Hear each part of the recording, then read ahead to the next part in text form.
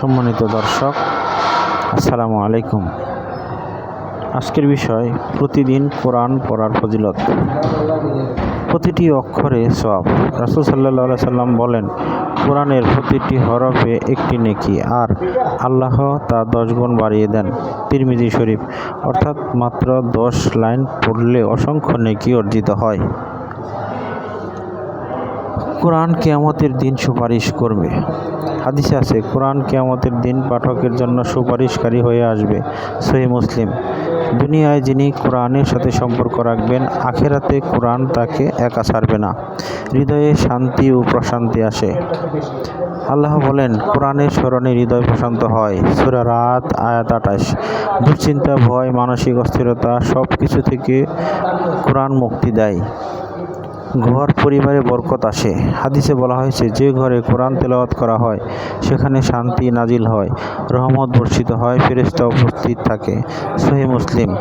কোরআনের আলোয় ঘর পবিত্র থাকে। নেক মানুষের মর্যাদা বাড়ে। রাসূল সাল্লাল্লাহু আলাইহি সাল্লাম বলেন, তোমাদের মধ্যে শ্রেষ্ঠ সেই ব্যক্তি যে নিজে কোরআন শিখে এবং অন্যকে শেখায়। সহিহ বুখারী। প্রতিদিন পড়া মানেই প্রতিদিন নিজের মর্যাদা আল্লাহর কাছে বাড়ানো। হৃদয় পরিশুদ্ধ হয়। কোরআন হচ্ছে মানুষের আত্মার খাদ্য। যেমন শরীরে খাবার ছাড়া দুর্বল হয়ে যায়, ঠিক তেমনি আত্মা কোরআন ছাড়া দূরে সরে যায়। পাপ দূর হয়, নেকি বাড়ে। কোরআন মানুষের ত্রুটি দূর করে। যত বেশি পড়বেন তত বেশি নেকি সঞ্চয় হবে এবং পাপ মুছে যাবে। যে প্রতিদিন কোরআন পড়ে তার দিন হয় বরকতময়, রাত হয় শান্তিময়, আর আখিরাত হয় আলোকিত। আসসালামু আলাইকুম ওয়া রাহমাতুল্লাহি ওয়া বারাকাতুহু।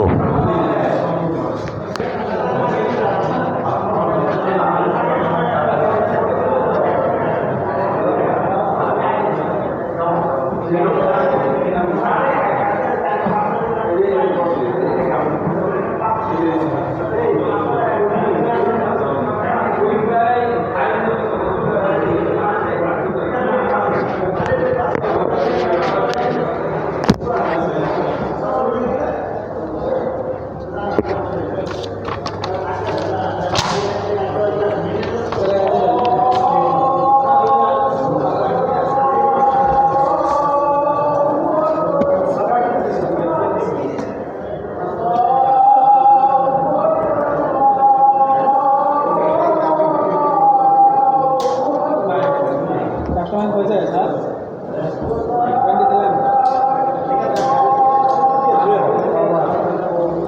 হয় না।